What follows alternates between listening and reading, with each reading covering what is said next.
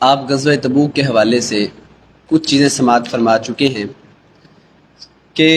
اللہ رب العزت نے جناب محمد الرسول اللہ صلی اللہ علیہ وسلم کہ اس عمل کے آپ نے منافقوں کو اجازت دے دی کہ اگر وہ نہیں جانا چاہتے تو نہ جائیں۔ اللہ رب العزت نے یہ فرمایا اف اللہ عنک لما اذنت لہم، اے نبی اللہ نے آپ کو معاف فرما دیا ہے، لیکن بات یہ ہے کہ آپ کو انہیں معاف نہیں کرنا چاہیے تھا تاکہ آپ کے سامنے بالکل بات کھری اور سچی ہو جاتی اور بالکل معاملہ واضح ہو جاتا کہ کون آپ کے ساتھ ہے اور کون آپ کے ساتھ نہیں ہے۔ پھر یہ ہے کہ اس میں اللہ رب العزت نے کچھ منافقوں کی روش بتائی اور کچھ خاص منافقوں کا تذکرہ بھی اللہ رب العزت نے کیا جو رسول اللہ صلی اللہ علیہ وسلم کے پاس آئے اور آ کر کہا اے اللہ کے رسول ومنہم من یقول ذلی ولا تفتنی، ہمیں اجازت دیں، ہمیں کسی قسم کے فتنے میں مبتلا نہ کریں، لیکن یہ ہے کہ ہم مالی معاونت اسلام کی کریں گے۔ تو اللہ رب العزت نے فرمایا وما منعهم ان تقبل منهم نفقاتهم الا انهم كفروا بالله وبرسوله، کہ دیکھو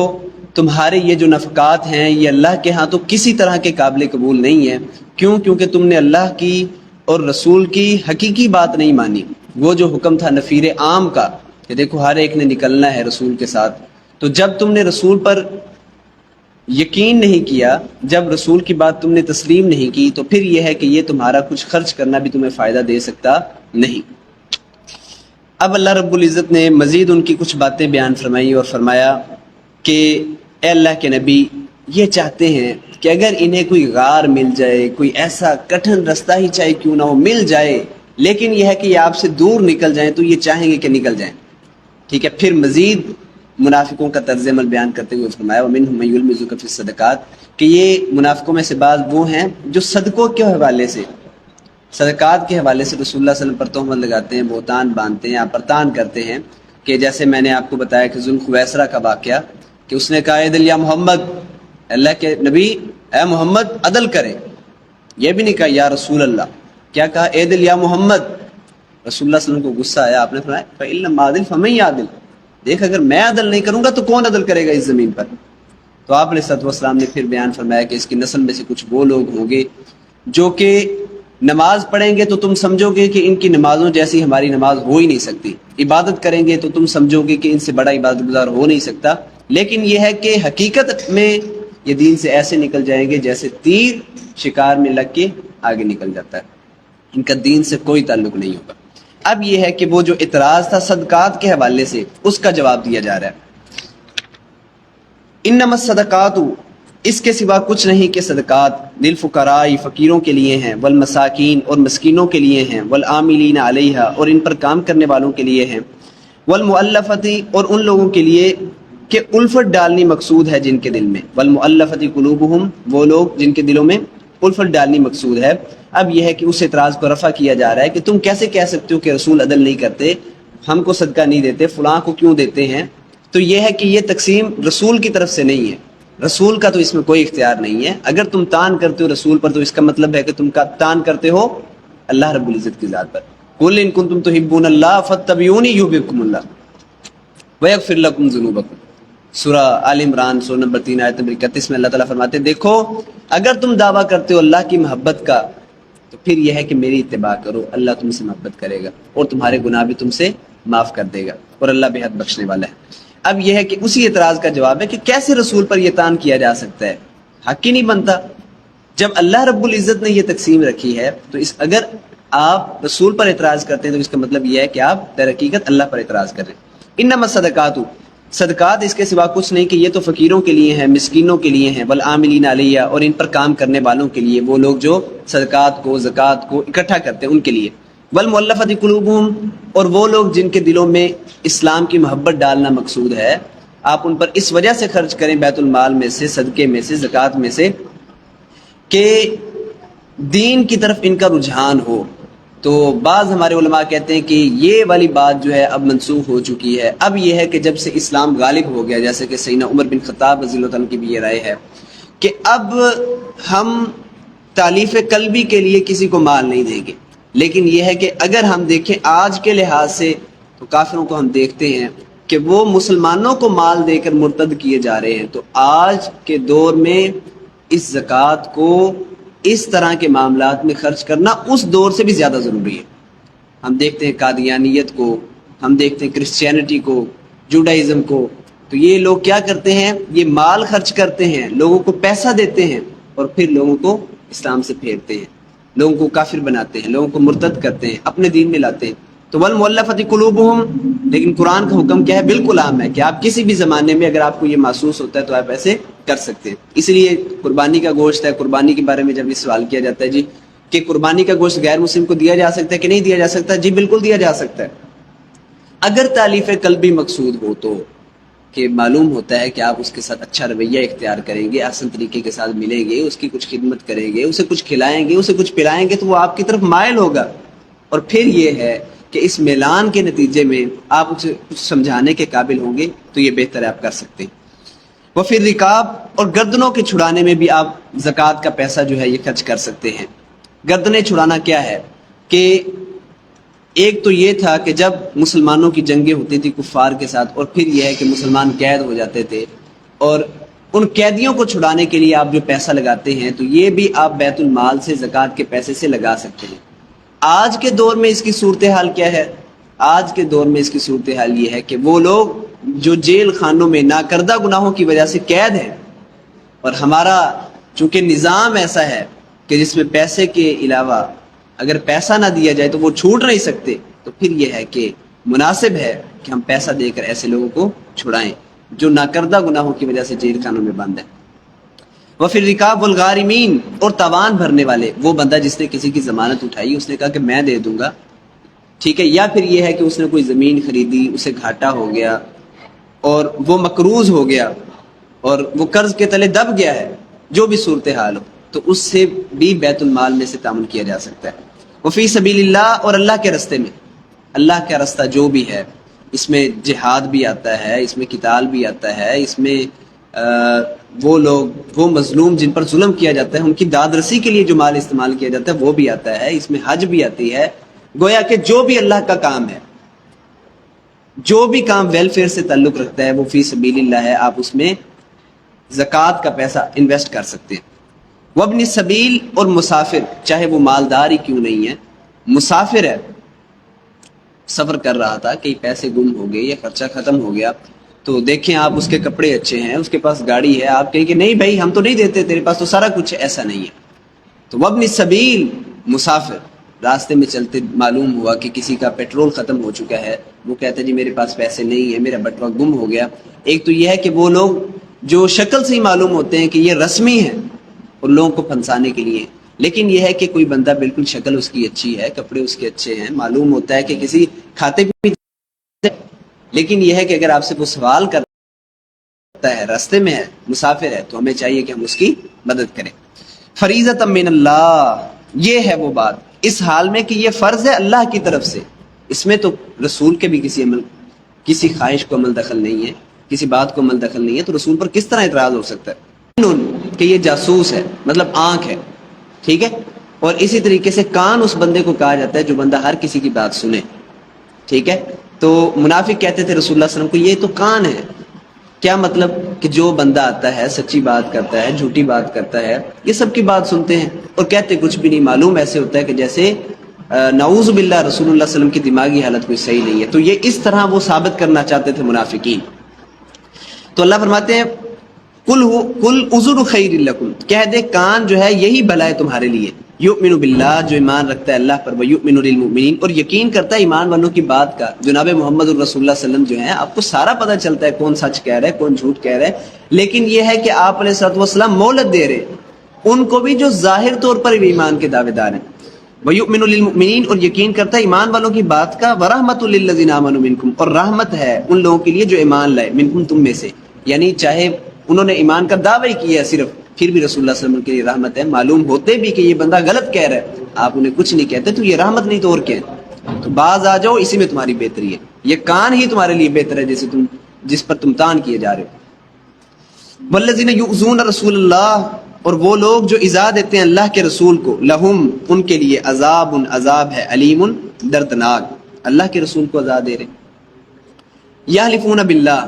وہ قسم کھاتے ہیں اللہ کی، لکم، تمہارے لیے، لیرزوکم، تاکہ تمہیں خوش کریں، واللہ ورسولہ، اور اللہ اور اس کا رسول احق کو زیادہ حقدار ہے، ان یرزوہ، کہ اسے خوش کریں، ان کانوا مؤمنین، اگر وہ ایمان والے ہیں۔ آپس میں بیٹھے ہیں منافق کبھی رسول اللہ صلی اللہ علیہ وسلم پر تان کرتے ہیں، کبھی دین پر تان کرتے ہیں، کبھی اسلام کی کسی بات کا مذاق اڑاتے ہیں. لیکن یہ ہے کہ مسلمان اگر انہیں کہیں کہ بھائی یہ تم کیا کر رہے ہو،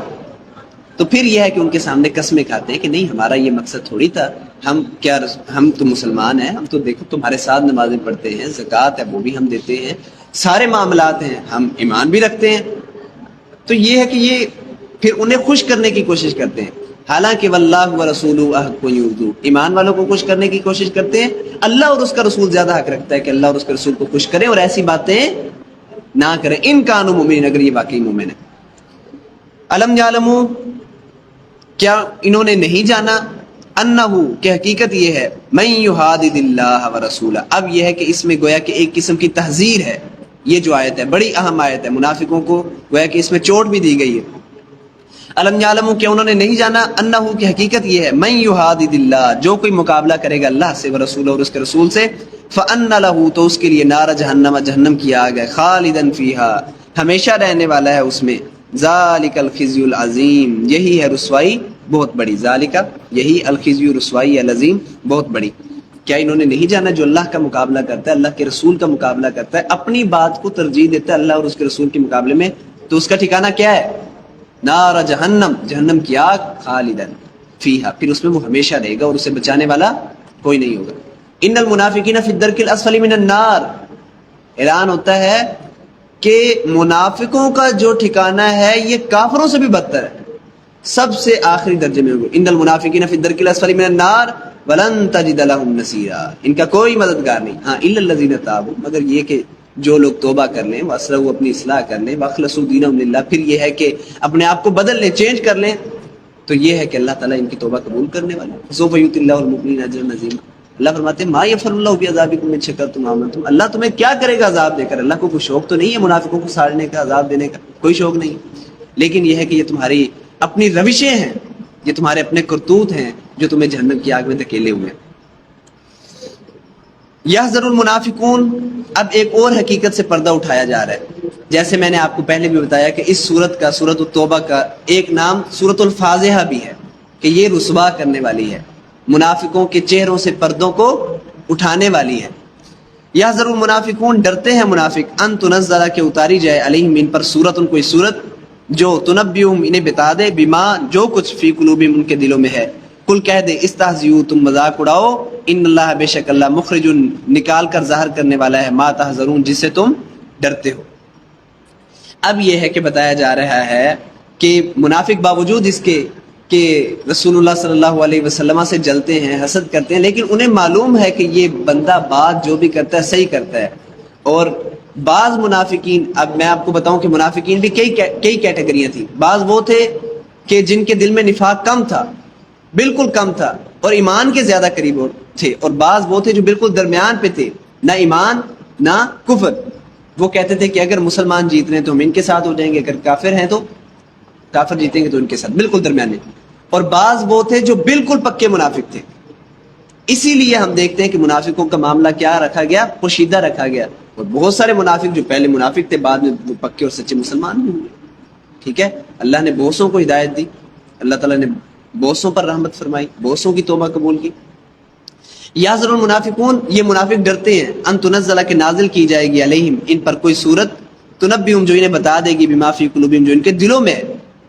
ڈر بھی ہے کہ وہی آ گئی تو ہمارا بھید کھل جائے گا اور مسلمانوں کا ہمارا پتہ چل جائے گا. کل کہہ دے، استہزئوا، تم مذاق اڑاؤ، ان اللہ، بے شک اللہ، مخرج، نکال کر ظاہر کرنے والا ہے، ما تحذرون، جس سے تم ڈرتے ہو. جس سے تم ڈرتے ہو اسی کو تو اللہ نکالنے والا ہے. ٹھیک ہے، جیسے وہ سورہ بقرہ میں ہے کہ وَإِذْ قَتَلْتُمْ نَفْسًا فَادَّارَأْتُمْ فِيهَا. ٹھیک ہے، جب تم نے قتل کیا ایک جان کو تو تم نے اسے چھپانا چاہا، وَاللَّهُ مُخْرِجٌ مَا كُنتُمْ تَكْتُمُونَ، اللہ اسے ہی تو نکالنے والا ہے جو تم چھپانے والے ہو. ٹھیک ہے، قُلِ اسْتَهْزِئُوا إِنَّ اللَّهَ مُخْرِجٌ مَا تَدْعُونَ، دیکھو مذاق اڑاؤ، کوئی مسئلہ نہیں، اللہ تو نکالنے والا ہے جسے تم ڈرتے ہو، وہی تو بات اللہ نکالے گا. وَلَئِنْ سَأَلْتَهُمْ، اور یقیناً اگر سألتہم، تو ان سے پوچھے، لَيَقُولُنَّ، تو ضرور کہیں گے، انما، اس کے سوا کچھ نہیں، کننا، تھے ہم، نخوض، شغل کی بات کر رہے، ونلعب، اور کھیل رہے. اگر آپ ان سے پوچھ لیں، کبھی محمد صلی اللہ علیہ وسلم بلا لیں انہیں کہ دیکھیں آپ نے ہمارے خلاف یہ بات کی ہے کہ نہیں کی، فلاں صحابی کے خلاف یہ بات کی ہے کہ نہیں کی، تو یہ کہتے ہیں کہ دیکھیں انما کنا نخوض ونلعب، یہ تو چلتے چلتے ایک بات آ گئی تھی، ہم تو خوش گپی کر رہے تھے، باقی ہمارا مقصد کوئی اسلام کی توہین تھوڑی ہے، ہم تمہارے ساتھ ہیں، جہاں جاؤ ہم تمہارے ساتھ ہیں، ٹھیک ہے، ہم جہاد کے لیے بھی تمہارے ساتھ نکلنے کو تیار ہیں، ٹھیک ہے، ہمیں تو کوئی اعتراض نہیں ہے، نماز دیکھو تمہارے ساتھ پہلی صف میں پڑھتے ہیں، ٹھیک ہے۔ تو اب یہ ہے کہ کل کہہ دے اب اللہ، کیا اللہ کے ساتھ، بآیاتی اور اس کی آیات کے ساتھ، ورسولی اور اس کے رسول کے ساتھ ہی کنتم تستہزئون، تم مذاق کر رہے ہو، یعنی یہ ہے کہ صرف یہی چیز تمہارے پاس باقی رہی ہے۔ اب یہ ہے کہ وہ لوگ جو مذاق اڑا رہے تھے رسول اللہ صلی اللہ علیہ وسلم کو، وہ بار بار کہہ رہے تھے کہ کنا نخوض ونلعب، ہم تو کھیل کر رہے تھے، خوش گپی کر رہے تھے، شغل کر رہے تھے، تو اللہ کے رسول بار بار یہ کہہ رہے تھے اب اللہ وآیاتہ ورسولہ کنتم تستہزئون، ٹھیک ہے، گویا کہ اس میں بڑی تحذیر ہے، اب اللہ وآیاتہ ورسولہ کنتم تستہزئون، دیکھو مذاق کے لیے یہی چیز باقی ہے تمہارے پاس، یہ بھی بڑی ان کو رائے حق پر لانے والا سوال ہے، اب اللہ وآیاتہ ورسولہ کنتم تستہزئون۔ یہاں پر یہ بات بھی نوٹ فرما لیں کہ بعض ہمارے لوگ کیا کرتے ہیں، اللہ اور اس کے رسول اور فرشتوں اور جنت اور جہنم کے بارے میں اپنی طرف سے ہی باتیں کرتے رہتے ہیں۔ مثال کے طور پر میں آپ کو بتاتا ہوں کہ قبر کے بارے میں، جی فرشتے آئے، جی وہ چائے پڑی تھی، پیالی پڑی تھی، وہ کہتے ہیں جی پہلے ہی مجھ سے ہو گئے، تو یہ کیا ہے میرے بھائیوں، یہ مذاق ہے، ٹھیک ہے، دین کا مذاق ہے، بھائی مذاق کے لیے یہی بات ہے۔ اب زبانوں کے بارے میں کہتے ہیں جی کہ جب اللہ تعالیٰ نے زبانوں کی تقسیم کی تو سب کو جب زبانیں دے دی تو پٹھان آیا تو اس نے کہا جی میری زبان کیا ہے، ٹھیک ہے، تو اللہ تعالیٰ نے کیا کہا جی آپ کیا کریں جی، ایک بوتل میں روڑے ڈال لیں اور پھر اس کو ہلائیں، ٹھیک ہے، جو آواز ہوگی وہ آپ کی زبان ہوگی، ٹھیک ہے۔ تو میرے بھائیوں آپ مذاق کرتے ہیں تو کریں، لیکن یہ ہے کہ اللہ کا نام دے کر، کیا آپ، اللہ نے آپ کو یہ بات بتائی ہے؟ کیا رسول اللہ صلی اللہ علیہ وسلم کی کسی حدیث میں ہے، قرآن میں کوئی بات ہے یہ؟ تو اللہ سے تو مذاق بنتا ہی نہیں آپ کا، کس منہ سے اللہ سے مذاق کر رہے ہو بھائی، کس منہ سے اللہ سے مذاق کر رہے ہو؟ اللہ کو کہہ سکتے بھی اللہ میرا تیرا مذاق چل رہا ہے؟ تو کل اب اللہ وآیاتہ ورسولہ کنتم تستہزئون، فرشتوں کے بارے میں مذاق اڑایا جاتا ہے، قبر کے بارے میں، ٹھیک ہے، اور پیدائش کے حوالے سے اور اسلامی جو عقائد ہیں ان کا مذاق اڑایا جاتا ہے۔ تو یہ باتیں انسان کو اگرچہ علم نہیں ہوتا تو یہ باتیں اس کو کفر تک لے جاتی ہیں۔ اب اگلی آیت سنیں جو بڑی اہم ہے اور آخری آیت ہے اس رکوع کی، لا تعتذروا، بہانے مت بناؤ، لا تعتذروا، بہانے مت بناؤ، قد کفرتم، یقیناً تم نے کفر کر لیا، بعد ایمانکم، اپنے ایمان کے بعد۔ دیکھو ایمان کے بعد بھی ایسی باتیں، صرف ایک بول بھی، صرف ایک بول انسان کو کافر بنا سکتا ہے۔ وقالوا اتخذ الرحمن ولدا، ٹھیک ہے، عیسائیوں نے کیا کہا کہ رحمان نے کیا لی ہے، اولاد بنائی ہے۔ اب یہ ایک بات ہی تھی نا، بات ہی ہے، تو اللہ فرماتے ہیں لقد جئتم شیئا ادا تکاد السماوات یتفطرن منہ وتنشق الارض وتخر الجبال هدا، یہ بات تمہاری ایسی بڑی بات ہے اور ایسی بری بات ہے کہ اگر یہ بات آسمانوں پر رکھ دی جائے، تکاد السماوات یتفطرن منہ، آسمان اس سے پھٹ جائیں، وتنشق الارض، اور زمین میں گڑے پڑ جائیں، وتخر الجبال هدا، اور پہاڑ ریزہ ریزہ ہو جائے، تم یہ سمجھتے ہو کہ تمہاری ایک چھوٹی سی بات ہے، ٹھیک ہے، کبر مقتا عند اللہ ان تقولوا، یہ انسان کی کہی ہوئی باتیں جو ہیں یہ بسا اوقات کیا ہو جاتی ہیں، اللہ کے نزدیک بہت بڑی ہوتی ہیں، اور انسان اسے کیا سمجھ رہا ہوتا ہے، چھوٹا سمجھ رہا ہوتا ہے، ٹھیک ہے۔ تو اللہ فرماتے ہیں لا تعتذروا، بہانے مت بناؤ، قد کفرتم، یقیناً تم کافر ہو چکے ہو، بعد ایمانکم، اپنے ایمان کے بعد بھی، ان نعفو، اگر ہم معاف کریں، ان طائفۃ، ایک گروہ کو، منکم، تم میں سے، نعذب، تو ہم عذاب دیں گے، طائفۃ، ایک گروہ کو، بانہم، اس وجہ سے کہ وہ، کانوا مجرمین، مجرم تھے۔ اب یہ ہے کہ یہ بتایا جا رہا ہے کہ اگر ہم ایک گروہ کو معاف بھی کر دیں، کون سا گروہ، کہ میں نے جس طرح آپ کو بتایا کہ منافقین کی کیٹیگریاں تھیں، بعض وہ تھے جو ایمان کے زیادہ قریب تھے، اور بعض وہ تھے جو کفر کے زیادہ قریب تھے، اور بعض وہ تھے جو بالکل درمیان میں تھے۔ اب یہ ہے کہ اللہ رب العزت بعض کو توفیق دے دے، وہ اپنی اصلاح کر لیں، توبہ کر لیں، دین اللہ کے لیے خالص کر دیں، اپنے آپ کو متقی اور پرہیزگار بنا لیں، تو یہ ہے کہ اللہ رب العزت انہیں معاف کر دے گا۔ لیکن وہ لوگ جو کفر پر ڈٹے رہے، نفاق پر اٹے رہے، تو ان کے لیے کیا ہے، عذاب ہے، اور یہ لوگ کیا ہیں، مجرم ہیں۔ اللہ تعالیٰ سے دعا ہے کہ اللہ تعالیٰ ہمیں اچھی سمجھ اور اچھے عمل کی توفیق عطا فرمائے۔ الہ العالمین ہمیں دنیا میں بھلائی عطا فرما، آخرت میں بھلائی عطا فرما، اور آگ کے عذاب سے بچا۔ وآخر دعوانا ان الحمد للہ۔